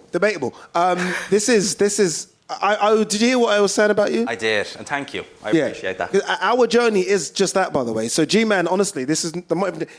You emailed me. Emailed you 2019, and I said at the time, starting a YouTube channel, I don't really know what I'm doing, really. I had it made already. I think I had like a couple of videos. Didn't really know what I was doing. You reached out to me. We had a WhatsApp call. Yeah, I did. And then I think you were in Nigeria or South Africa. Yeah. You gave me a mention, and that was it. Yeah. It was a go. What a nice guy I am. You are. And honestly. Who would have thought, though, 5-6 years later, like, who would have thought you'd be doing this, much less having me along with you? No, I just think your work ethic's insane. Yeah. You do, like, sometimes sometimes you don't need to do a video on everything. No, but I know. AJ's gone to the shop. I was like, video, G-Man. AJ, I was like, G-Man, you don't need to do that video. All right. Yeah. But I do. But you do. Let's talk about the biggest fight everyone's saying of the 21st century. Mm-hmm. Canelo Crawford. Oh, yeah, Canelo's going to win. It's the one fight that we disagree on, because we're quite agreeable. It's the one fight where I feel like we kind of take the gloves off and want to spar ourselves. You think Canelo's going to win? Oh, yeah, he is going to win. Because of your ginger? No, it's nothing to do with the ginger. It's nothing to do with the ginger. What is it? Why do you think Canelo's going to beat Terence Crawford? I think it's the size. I think Canelo's been hit by Triple G. He's been hit by Kovalev. He's been hit by Bivol, right? He's been in there with fighters who are skilled. He's been in there with fighters who are fast. He's been in there with fighters who are bigger than him. So he knows what he's going to expect. Crawford, biggest fighter he's been in with, in terms of size, is Ram Adramov. Okay, struggled a little bit in that. Biggest puncher, Spence, maybe? Yeah, agreed, yeah. You know, these are good fighters in their division. They're paled into insignificance in comparison to the super middleweights and light heavyweights. Do you not think that... Sorry, I feel like we're doing our pod right in front of you guys. Yes, literally. Sorry, it's almost like they're not here.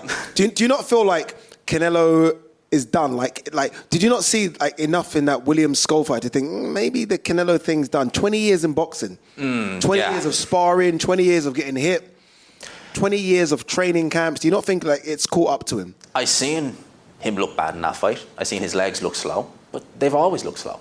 He's always had slow feet. Against a mover like William Skull, who's doing everything in his power not to get hit and not do anything, you're not going to look good. It's as simple as that.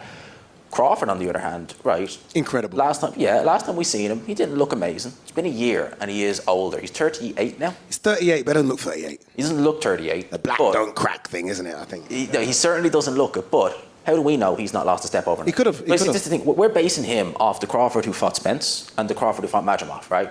Look good, right? How many times have we seen a fighter look good in one fight?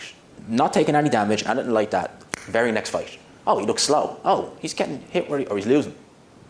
I think something like that could happen. He's due a bad performance. Okay, how confident are you? So, like, I think it's a 50-50 fight. Right. You seem to have this look on your face. You're giving me this look where you seem to suggest it's a 70-30 or something. Oh, that literally was going to say. 70-30. In favour of Canelo.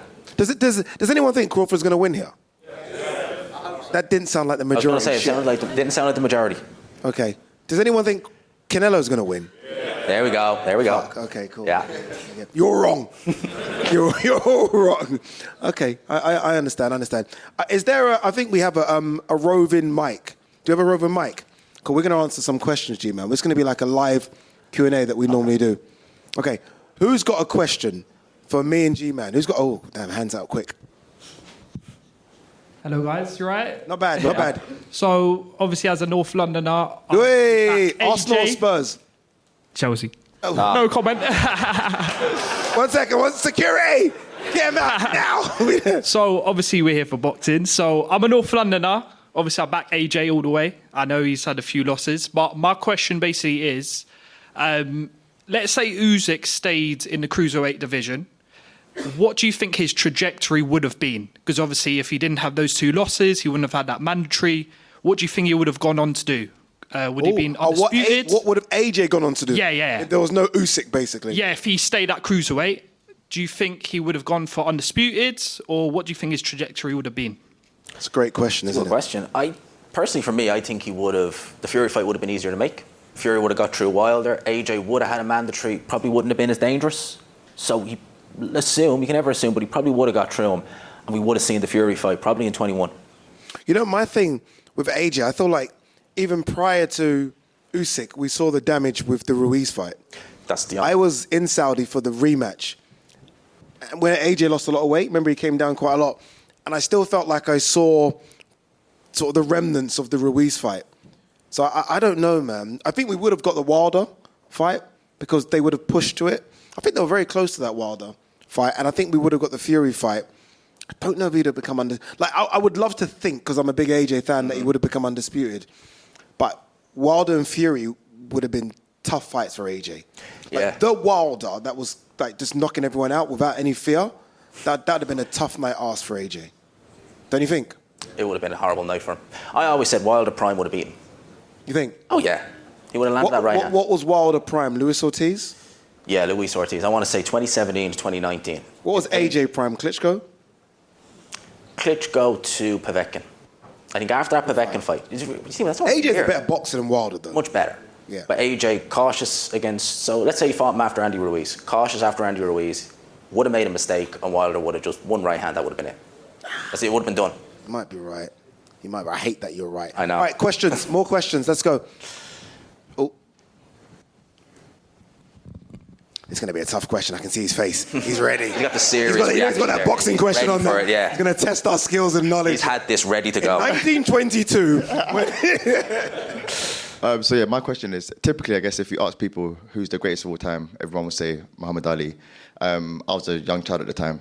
And 2 of the best fighters I think I've seen were Gennady Golovkin and Lomachenko.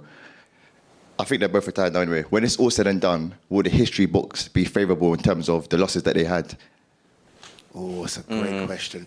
Yeah. History will not be kind to Lomachenko. No, it won't. It's going to show that every time he made that big jump up, he lost. Yeah, every time he had the fight, he lost the fight. But if you just watched him, I almost feel like it's a bit like football now with stats, and I hate stats, and XG and all that crap. If you just watch, and if you just watched Lomachenko, you could think, if you just watched and you didn't know, he had lost a few, you'll say, oh my God, this is the best boxer to ever, his movement was incredible. The highlight reels speak for themselves. You look at them and you're thinking, this guy can't be hit. His footwork, everything, it's just perfect. If you just did not know, you'd say, no, he is as perfect as can be. I thought, it's a great question, by the way, I thought that Lomachenko would have the career and the notoriety that Usyk has. Same. So I thought Lomachenko was going to be Usyk. Because I remember when I did the Lomachenko, what did I do it? Shit, I just lied. I didn't do it. But I remember when I watched Lomachenko versus Josh Taylor, and Usyk was in Lomachenko's corner. No one really kind of batted an eyelid at him. It was almost like the big guy that's there. Loma was the guy. He was the guy, yeah. That was, man, I remember that fight. And the only thing Usyk was known for was when Bob Arum was there and he did that face behind him. That's the only thing he was known for. Yeah, so I do think, to answer your question, I think Triple G, who's, again, one of my most favourite, he's incredible. Incredible, dude. Honestly. Like, he was killing people. Canelo, Golovkin won that fight. What's that? Is that a double question? 1 second. Just adding my point, I think Golovkin won that fight. Yeah, not wrong. yeah, 100%. Yeah. 100%. I almost feel like Golovkin that could have been his CV where we do remember him. If he beat Canelo and got the result, that would have been it. That would have been him. If he'd have beaten Canelo that night, which he did, let's be real, he did beat Canelo that night, then we're talking about Golovkin as one of the... he's up there with the Marvin Haglers. He already is, but no one's debating it. Okay, cool. Before we go to the next question, who's got another question, by the way? Oh, this is good. No, yeah. Pam. No, you're not asking a question, Pamela. No. This isn't family and friends question time. Next question. Who's got a question? Yeah, get the mic. How you doing? Great show, by the way. After seeing what Usyk's done to the heavyweight division, do you feel we tend to overrate British heavyweights more than we need to? Oh. Damn. No. You stay in Britain. That's a tough question. You get deported for answering that wrong. I don't think we have. I think Usyk is just that good. He's just that good. Do we not overrate them a little bit? No, if Usyk wasn't there, just think of this, right? Fury, AJ, Dubois. Just think what they'd be doing if there wasn't. Yeah, I agree. I think if Usyk wasn't there, the heavyweight division would be so good. It'd be amazing. He's almost making it look crap because he's destroying everyone. Like, can you imagine how competitive the fights would be for those 3 or 4, and you can chuck the rest in Parker, Cabiel. Yeah. He's just come and just embarrassed us, everyone. Yeah, these Joshua, Fury, Dubois, they're all really, really good. Just Usyk is just better. Yeah. Simple as. Usyk is just better. That's what it is. I do feel like we desperately need a good American heavyweight. I feel like the Brits are not going to get the respect because they think America runs boxing. Yeah, they still do. Yeah, even though it's like their 10th best sport. Yeah. But literally, because there's not a big American heavyweight, I'd love Moses to go over to America and knock someone out. Oh, that'd be glorious. Beautiful. It would be glorious. glorious. There's no one to knock out. All right, questions. This is really... Oh. Sifa, you're getting your steps in today, boy. Hiya, gents. Adam from Birmingham. Adam! How are we doing? He's been following me for ages. Adam, what's going on? This morning, say. Yes. Thanks for always reaching back out, Ade, and G-Man yourself in recent memory as well. Trip down from Birmingham today, so yeah, thanks for having me. Thank you so much. That's not easy. Those tickets now, ticket prices on the train. Man. That's not easy. Books in advance, so yeah. I got onto your channel, Ade, after Hatman advised me to watch one of your videos many years ago. And Hatman always goes on about how this is back onto the heavyweights, golden era of heavyweight boxing. After the dark days of the Klitschko's, as great as there was. Do you agree that we are coming out of a golden era of heavyweights as opposed to the 70s and the 90s? I know a lot of people are probably going to disagree, but Hatman, as you know, knows his stuff, and he always says that this is a golden era of heavyweights. Do you agree? I agree it's a golden era, but we're not coming out of it. We ain't coming out of it. We've got Atelma, we've got Bakadir Jalilov, we've got Daniel Dubois, we still have Joseph Parker. He's kind of coming into this new era. Man, we've got loads. We might be coming out of a golden era of that era, but we're going into a new golden era, 100%. It might be a little bit more one-sided. I think Atelma may just stand on his own a bit more than the other guys did before Usyk came, but we're still going into another golden era, definitely. It is another golden era. Thanks for coming, by the way, dude. Honestly, thank you. You're welcome. It is another golden era, but I am concerned because we were almost lucky to have an era of powerhouses in terms of Wilder, Fury, AJ, and Usyk all in the same era. So we had like 4 superstars all in the same era. And then you can honestly, add Derek Chisora and Dillian White, who gave us like incredible fights as well, and Joseph Parker. These guys are all in their mid to late 30s. So I am a bit concerned. I'm maybe not as confident as G-Man. I do feel like we're going to lose 7 or 8 in the next year, all at the same time.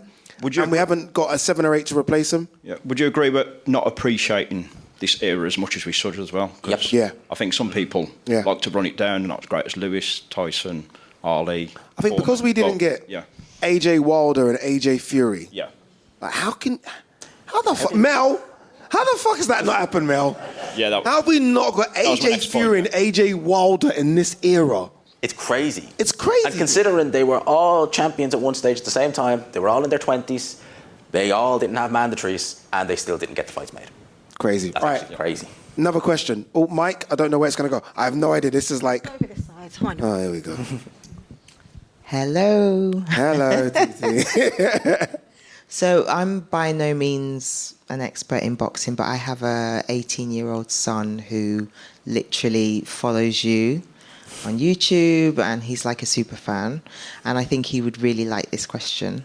So what do you think about this whole sort of social media influencers doing boxing, becoming boxing stars and fighting like the big names? And like, what do you think about it? Like, do you think it's a good thing, or do you think it's something that shouldn't be happening?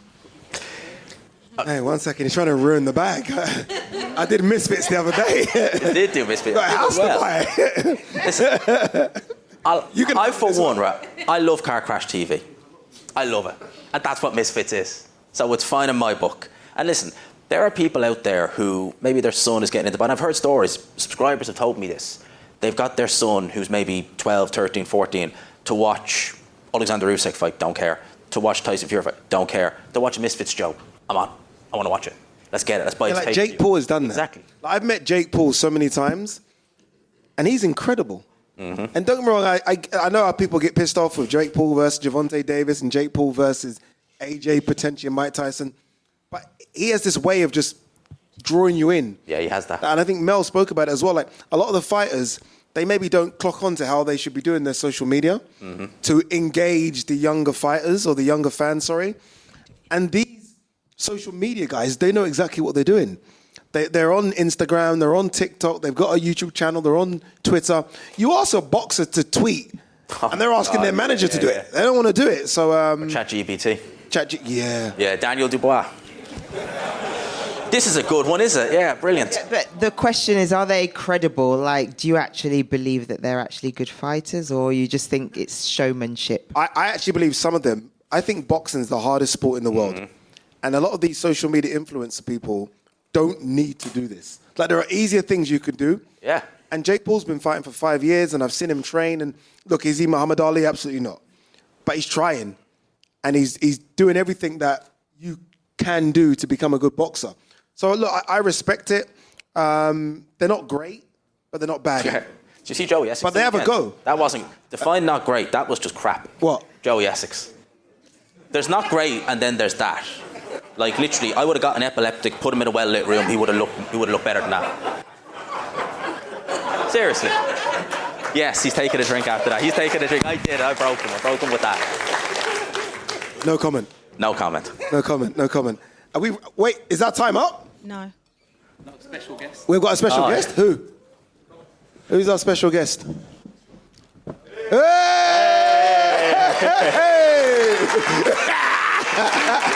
Oh, man, how are you, man? Good to see you, man.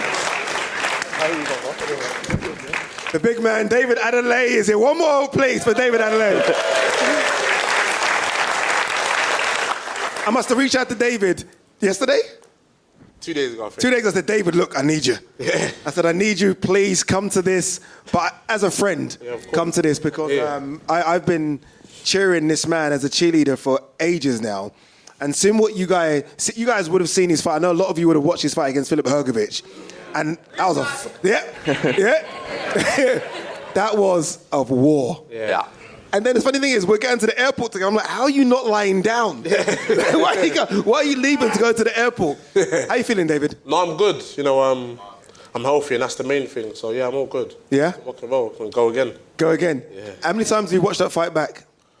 Painfully about 10, 15. You thought you had him, didn't you, as well? I thought I did, you know, and yeah, I know. And you know what? I got complacent, and I got this thing where I think to myself, once I've cut him, I said, once I land that big shot on him, I'm going to say, ooh. Raw! See the power!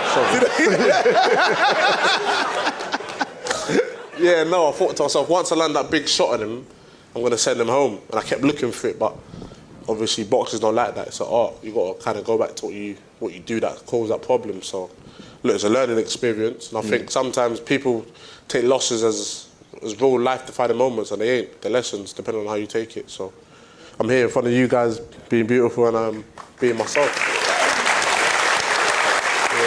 That was, it was so hard for me because I have love for David. We're two like British Nigerians, so that kind of brings us closer as well. So again, I'm supposed to be neutral. I'm there supposed to be like, I like you and Philip. Yeah. But you know, when you started landing those shots, what round was it? Round 8. Yeah. Dude, I was like, oh my God, he's going to do this. Yeah. Like, come on. I was like, and then I was like, bro, this brother ain't going down. Going down. And you were landing the biggest shots ever. What's it like when you land the big, and you know it connects, and the brother doesn't move? It's funny, you know, because... Funny?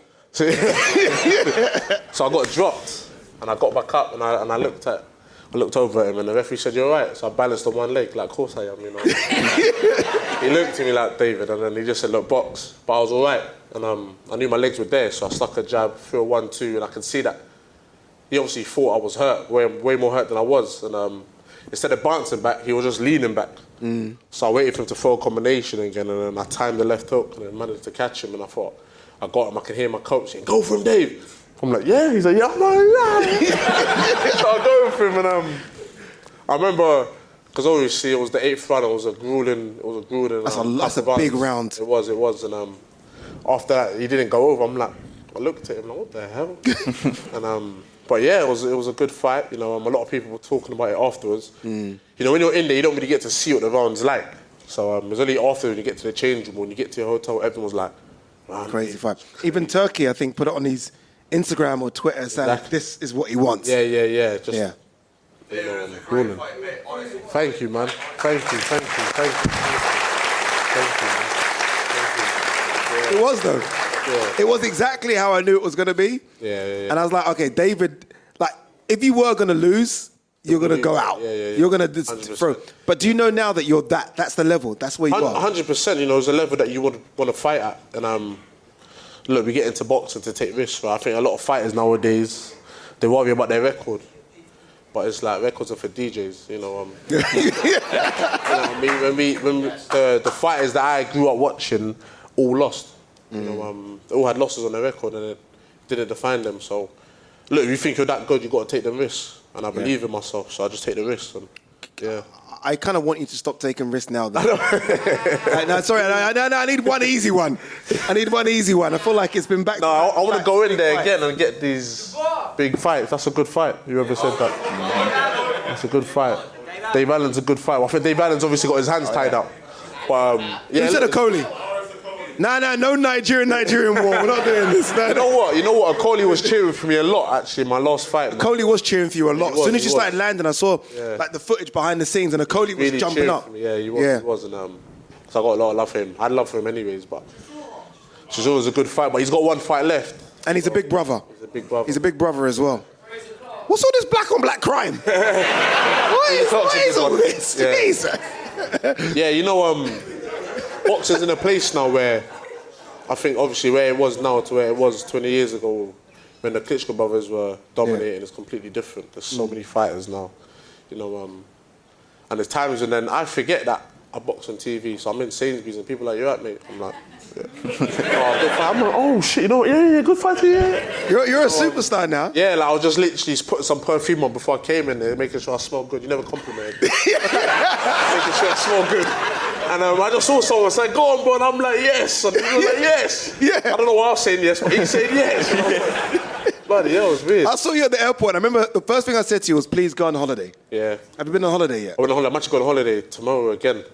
Oh, you've been on holiday once, you got again? Spain, came back for 3 days, and I'm going back tomorrow. When does do you religiously go to gym or? Yeah. You want to stay in shape, all the time. Right? So like, there's a gym in a hotel and whatnot, so you kind of use their facilities. I did a run this morning, so yeah. So you're ready to go? Ready to go. When though? When's realistic? There's a big card in October. There is a big card in October. Mm-hmm. Don't say anything about that card. I won't say. Okay. Because I ain't getting my ass in trouble. Yeah, because I'll get in trouble as well. Yeah. There's a big card in October. So But the October card, I That's think... quick, dude. It is. It's too quick. That's why Too I quick. feel like I'll be That's too December. quick, I think yeah. December's good. And once you have a fight in December, you always feel good after Christmas. Do you know what I mean? Yeah, It's like- because you deserve that I feel Christmas. like exactly that. Yeah. I'm putting some kilos in Christmas. Yeah. You know, Amir Khan's doing a card in Nigeria, October. Yes, Are you yes, coming? October. You coming out? It depends, because if I've obviously fighted in December, it'll be hard to kind of break up the train and fly over Okay, there fair. and come back. Fair. Yeah. Oh, she's telling me to rap. Oh, but quickly, anyone got any questions for Adeleye? Forget the mic. Go on. Just who's got a loud voice? Yeah, loud voice. Go on. Wait. Go on. I don't know who's gonna do it. I know this guy. You know him? I see you. I watch your stuff on YouTube. What do you call? You do the breakdowns. He does the breakdowns of the finances. Yeah. I've been watching you on YouTube. Like, He's good, isn't he? He's good, isn't he? Yes. Don't hype him. He's too good. Thank you, bro. Thank you. My name's Jordan. My YouTube channel's called The Long Play, so shout out to you. Yeah, man. Jordan reached out to me when I got 100,000. And he... But no. He only did that because he got 100,000 before me. I beat you, bro. He beat me. I've got a money question.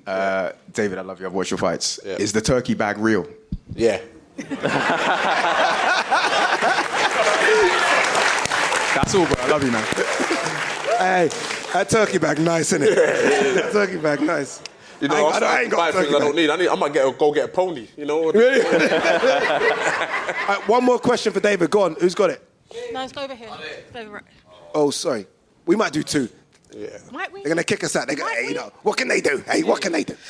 Adelaide, I don't want to piss you off, but hear me out. I wanted you to beat Fabi Wardley. I was pissed when you didn't. No, man. But hear me out, yeah. One question quickly. He's had a drink, innit? Draw you out. Yeah, I have. I won't lie, bro. He's had a drink. Or two. Tongue out when you're fucking hurt. Do you think that's bait or not? It depends. You know what it is? Nah, wear my 'cause heart I on love my it. I sleeve. love it. Yeah. I wear my heart on my sleeve, so sometimes. I hate when you do it as well, you know? Yeah, Like- things ain't planned. It's just, you know, but when I watch it back, I'm like, oh, why did I do that? So, yeah. All right, one more before they kick us out. One more. Who's got the loudest voice? Go on. Oh, Jake. Hey, Jake. Welcome, brother. Sorry. Sorry. So, David, honestly, absolute war. Honestly, massive respect. Honestly, I wasn't expecting that. I wasn't a fan. I am a fan now. Okay, huge fan now. I love that. Ade Oladipo. Why was man. you a fan in the first place? I don't know. Honestly, Ade, G-Man, you guys know I've been a massive fan since the start. Huge fan. I just want to say one thing, okay? We waited 8 years between Wilder, Tyson Fury, and Joshua to make Undisputed, okay? Usyk did it between 2021 and 2024, okay? Let's put some respect on that man's name. And hang on. That was during COVID, and his country was invaded. What's the question, Jake? We got to go. There's no question. It's just, I'm just, no. Okay, wait. Okay, Ade, all I'm saying is, he became undisputed within 3 years and unified champion against 3 world champions, and his country was invaded by Russia, not get political, and who had COVID, and he still became undisputed in 2024. People that argue that Usyk is not a top 5 heavyweight, nah, I'm sorry. He's insane. He's just brilliant. COVID and war, this is going to get demonetized. Next question. We got one more. Last one before we go. We got to wrap. Last one. Ade. So sorry. No, I'm trying to cut you up. No, go on. Quick question. Don Charles, how detrimental, was he in the failure of Daniel Dubois? I'll answer that. Go ahead. I don't think he was, because I think Don Charles done a good job for Dubois.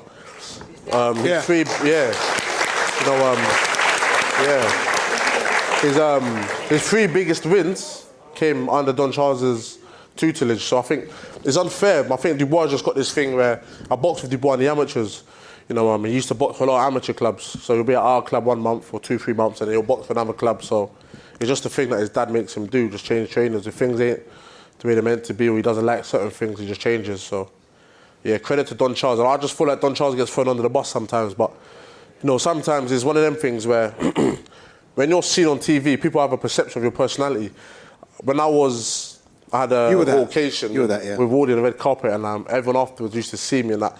They'd look, and then when I'd wave at them, they'd wave like, "Oh, hello," and I'm like, "Nah, don't worry, I don't bite, I'm not crazy." But everyone's just got a perception, and once you speak to them, like, "Oh wait, he's a human being, he's got feelings." So, yeah, I feel like in that sort of saying, Don Charles is a good coach. I just think Dubois or his dad didn't like what he was getting anymore and left. So. There you go. Guys, look, I'm not joking. They're so upset with me. We've gone over, way over. But remember, we're all going upstairs to the rotunda. I was going to say I'll put money behind the bar, but there's too many of you. So, we can have a couple of drinks, take some photos and stuff. But I want to take one big selfie as well. Yeah, cool. Where's my phone? Yeah, let's do this. Remember, we've got to make it look like it's 10,000 in here. David, come in. G-Man, David, let's go. Come on. There we go.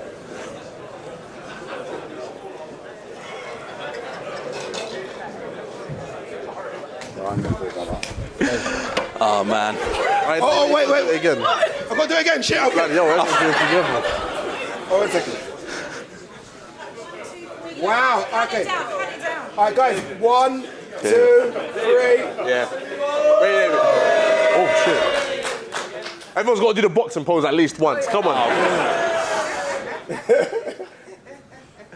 Pleasure, man. Pleasure. Make some noise for Ade Oladipo!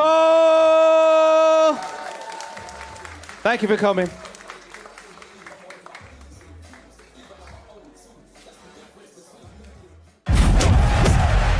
Champions are not born. They're forged. This is about turning the ordinary into undisputed. Available now. Ade Oladipo, brought to you by Undisputed.